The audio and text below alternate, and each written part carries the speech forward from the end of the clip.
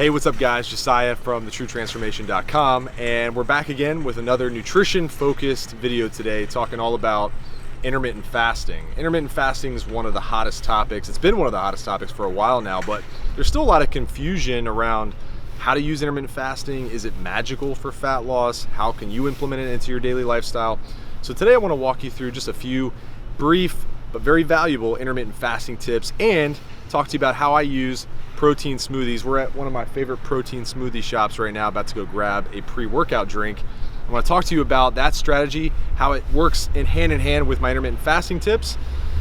Let's rock and roll. You ready? Let's go.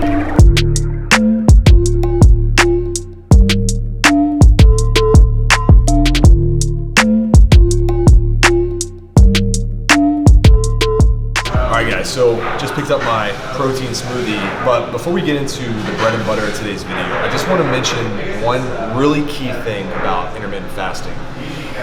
It's not magical, all right? I know a lot of people are promoting it right now as the ultimate way to lose fat, stick to your diet, all that stuff, but really intermittent fasting is just a tool. It's a tool to utilize to improve your lifestyle, your cognitive function, your ability to stick to a diet, right? Adhere to your nutrition plan. But it's not magical. It's not going to rapidly speed up fat loss. It's not like you're going to wake up tomorrow after fasting for a day and look leaner and all of a sudden drop 10 pounds of fat. It's just a lifestyle tool. So we're going to get into some tips. I have 5 tips for you today. They're going to make intermittent fasting easier to understand and also easier to implement and easier for you to figure out if it's right for you. So let's jump into the tips. So a quick rundown of what intermittent fasting actually is. To keep it super simple, it's just not eating for an extended period of time. Typically, during the course of our nighttime sleeping time, we don't eat, right? Unless you're crazy, you wake up in the middle of the night and you snack on something. But typically for 6 to 8 hours, you're sleeping and you're not eating. So technically, everybody has a short period of fasting built into their day already. Intermittent fasting is just extending that period of time or blocking off a longer period of time during your day to not eat. For example, what I do every day is I stop eating around 8 or 9 at night, and I don't eat again until about 11 or 1 o'clock in the afternoon, somewhere in that time frame the next day, right? So it's about 16 hours later after my last meal the night before that I'll eat again. During that window of time, I'm just not taking anything that has calories, right? Nothing that would break my fast, if you will. Just drinking water, maybe a coffee, but that's it. So I actually did a whole breakdown on how to do intermittent fasting, like in detail. If you guys want to check it out, the link to watch that video is in the comment section below or in the description of this video. So go check that out after you watch this video. So one of the first things that I tell people to do if they're trying intermittent fasting for the first time and want to ease into it, because if you go a longer period of time without eating, it can be a little bit of a shock to your system. You might not feel normal, right? You might be really hungry. One of the best tips I can give is break your fast. Your first meal, right after going that period of time without eating, should be something light, something easy on the digestive system. I always, or at least most of the time, end up drinking something like a protein smoothie. I call this a power smoothie because it has protein, has a bunch of vitamins and minerals from things like kale, spinach, apples, ginger. This one in itself is actually blended up for my immune system, right? But it's a smoothie, so it's going to be a little bit easier on your digestive tract. You're not going to have to break down like a huge meal, steak, potatoes, something that could actually take away a lot of your energy. So it's liquid nutrition. It's already broken down for you. You're consuming it. It's going to be easy to digest. You're going to actually feel energized shortly thereafter. At least in my experience and a lot of the clients I work with, the power smoothie is a great way to break your fast. So that's tip number 1. Make sure that the first meal you have coming out of your fast is something light, not something too heavy to where you get that lull and you feel run down and just kind of tired and like you want to take a nap. Stick to something light to break your fast. So intermittent fasting works great for days or nights where you're going to have big family dinners, maybe you have a business meeting or a social event, and you're like, how am I going to have enough calories to be able to enjoy that event and still stay on track with my goals? People ask me all the time, like, what's the point of intermittent fasting? Well, that's one of the points, right? It's just a way to time your meals and your calories so that you can enjoy life, still stay on track, right? You don't have to go to like a wedding and say no to wedding cake, right? You don't have to go to a business meeting and say no to a glass of wine or 2. So what I always say is you don't have to eat intermittent fasting style all the time. Maybe you just use it for nights where you have something going on. You want to have a big pizza night with your family, so you eliminate your breakfast meal that maybe contains 500-600 calories. You eat light throughout the day, like the protein smoothie, and then you have a bigger meal at night. So that's one of the reasons why I love intermittent fasting. It's just a great way to strategize for bigger nighttime calorie intake. All right, guys, so tip number 3 is cognitive function, mental clarity, right? I know a lot of you watching probably have really busy lives.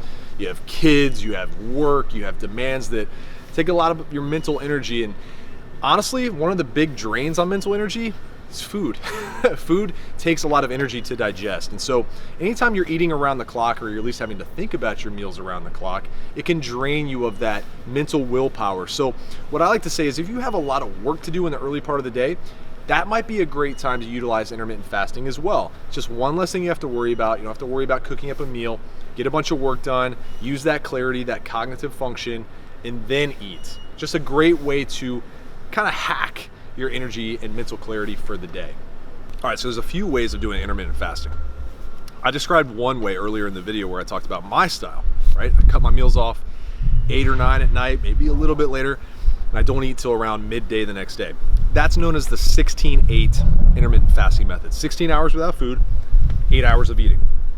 I described this in much greater detail in that video that I mentioned before about my entire breakdown of intermittent fasting. You can check out the link below once we're done with this one. But I want to give you just a quick couple ideas on how to do intermittent fasting, a couple styles of fasting. One of the ways is just doing fasting on the weekends, right? Where you might have events going on, you might have the family dinners that I mentioned before, and Saturday and Sunday you wake up, you play with your kids, you run errands, you do a bunch of stuff, and you don't eat, right? During the week, you might feel better eating in the morning, right? That might just be the style of eating that works best for you, but you save intermittent fasting for maybe 2 days a week, and then 5 days a week, you don't. That's one strategy. The other strategy is to have a whole day of not eating, right? A whole longer fast. Now, we're not going to get into it in great detail right now, but there are people studying the effects of longer fasts, right? 24, 48 hours. Those are more health focused, right? They're not necessarily a lifestyle way of eating, because at some point you have to eat, but there is a great strategy of going 24 hours without food. That can just give you more clarity. It can help balance out your calories a little bit more. And one way you can set that up is eating, let's say, Thursday night at 8 o'clock, right? 8 at night is your last meal. Doesn't mean you have to go the whole next day without food. You can have your next meal at Friday at 8 o'clock at night. That's 24 hours without food. And that could be a light meal before going to bed and then waking up the next day, getting back on your normal routine.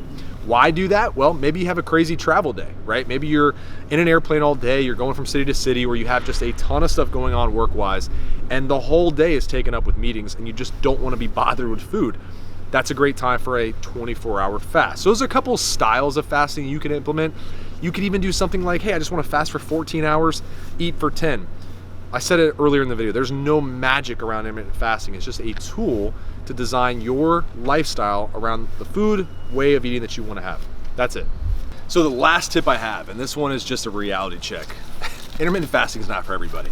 So I don't want you to feel like you have to intermittent fast. So my final tip is, don't fast. If you don't feel like it's the right thing for you, don't do it. Don't force it. If you feel like crap when you don't eat and you don't have breakfast, or you go longer periods of time without food, just eat, right? Remember, it's not about fasting. It's about the lifestyle, right? It's about adherence. Can you stick to it? Can you do it for a long period of time and get results?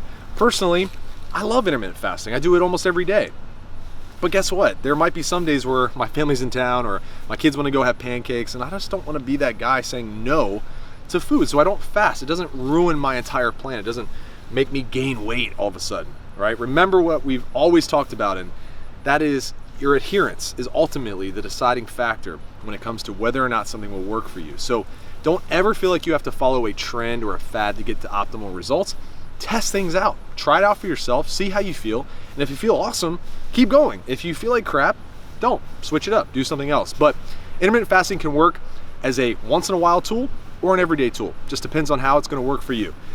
Thanks for watching the video, guys. That is all I have about intermittent fasting today. Like I said, check out that whole video I did on intermittent fasting. It's in the description below.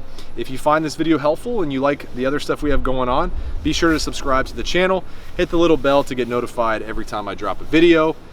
Until next time, it's your boy, Josiah. Talk to you soon. I'm out. Peace.